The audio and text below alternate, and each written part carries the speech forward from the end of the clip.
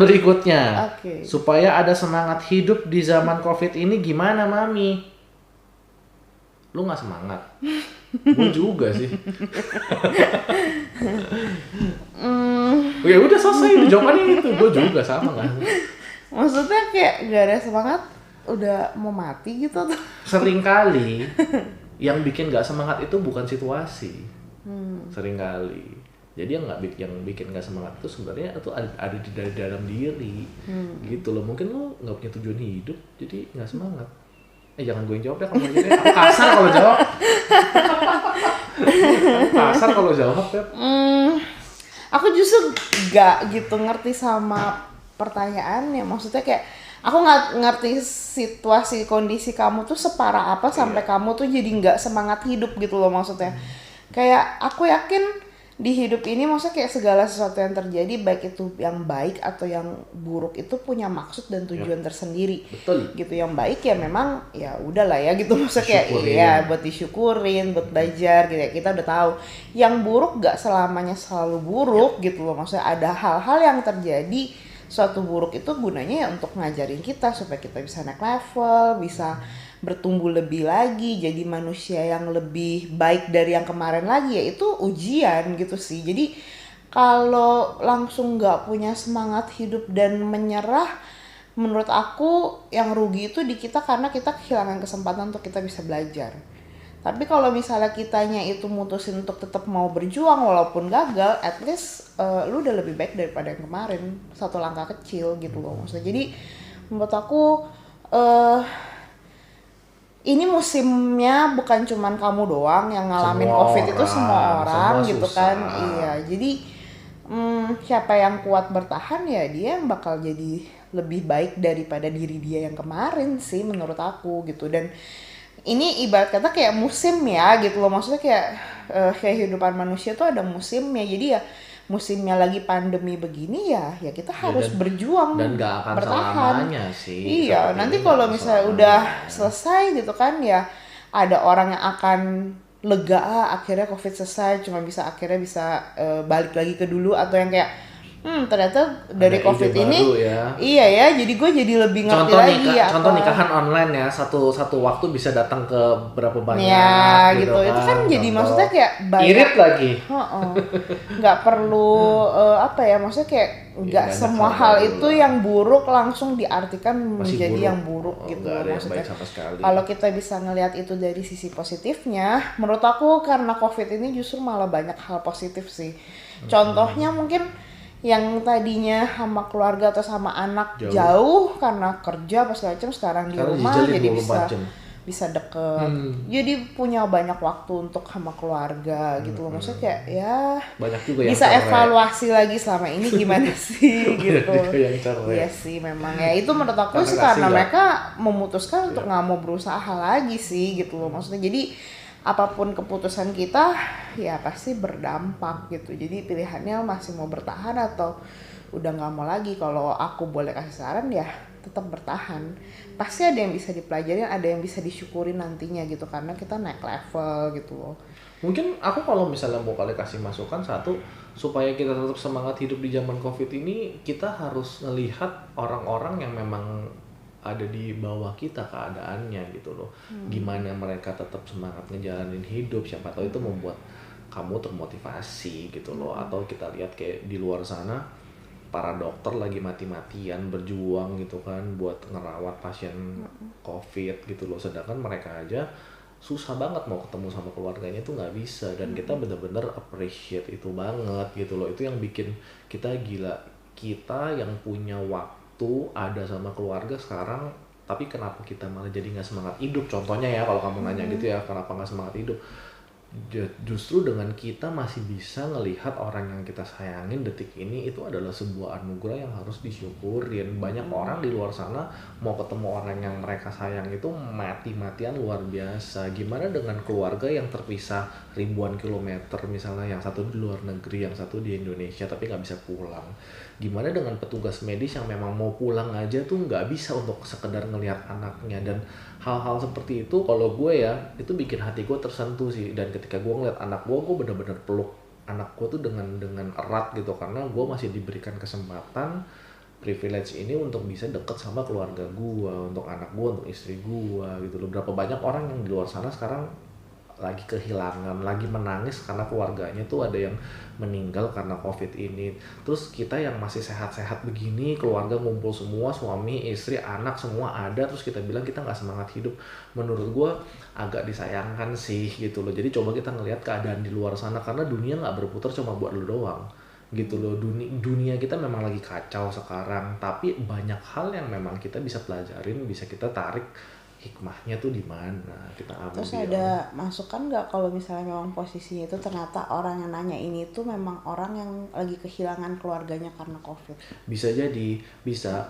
Kalau misalkan andai kata kamu yang nanya ini adalah kamu yang Ngerasa baru sudah tidak punya mengalami, harapan ya baru hidup mengalami karena kedukaan gitu loh, entah kamu ditinggal orang yang disayang atau misal kamu jauh sama orang yang kamu sayang.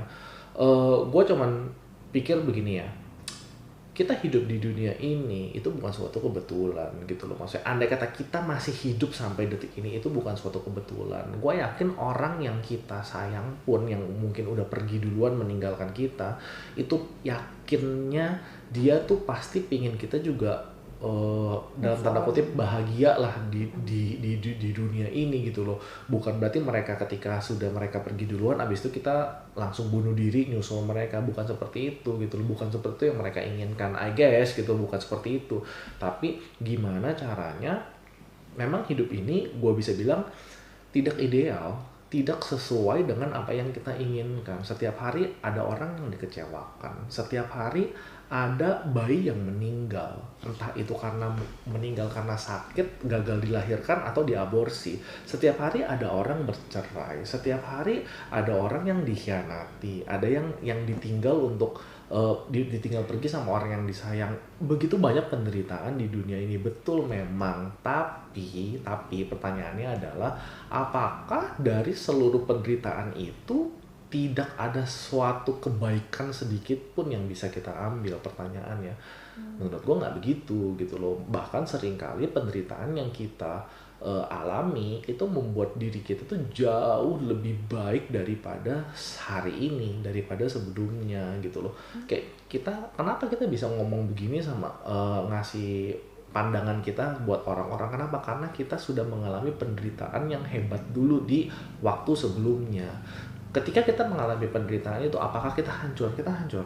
Apakah kita sedih? Apakah kita merasa kita kayak, aduh dunia gue hancur berantakan nih? Yes, of course. Tetapi jangan menyerah sampai di situ. Jatuh itu biasa maksudnya, tapi abis itu bangun lagi. Makanya tidak ada badai yang selamanya. Setelah badai akan terang, timbul pelangi gitu loh.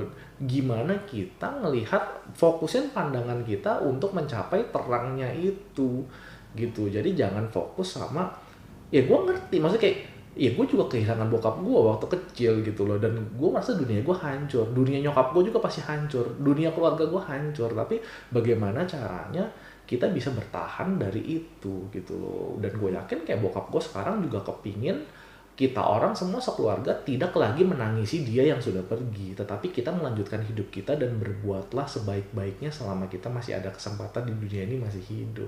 Itu sih kalau yang aku ini. Jadi kayak sebaik-baiknya manusia adalah manusia yang memang berguna buat orang lain. Itu yang goal gitu loh. Goalnya tuh jadi makhluk hidup, jadi manusia itu seperti itu. Itu kalau dari aku sih gitu. Jadi kayak kita fokus, kita udah buat apa buat orang lain gitu loh. Daripada kita fokus menangisi diri kita sendiri, lebih baik kita fokus berbuat itu untuk orang lain, berbuat kebaikan itu untuk orang lain. Banyak orang yang memang yang pejuang cancer gitu kan, pejuang kanker gitu, setelah mereka sembuh atau even mereka belum sembuh gitu kan, mereka fight for anak-anak yang berjuang juga untuk penyakit kanker gitu loh. Maksudnya it's a beautiful thing sih menurut gue. Itu sangat-sangat ini banget gitu loh, sangat indah banget dilihatnya, karena ya memang perjuangan itu harus dilakukan.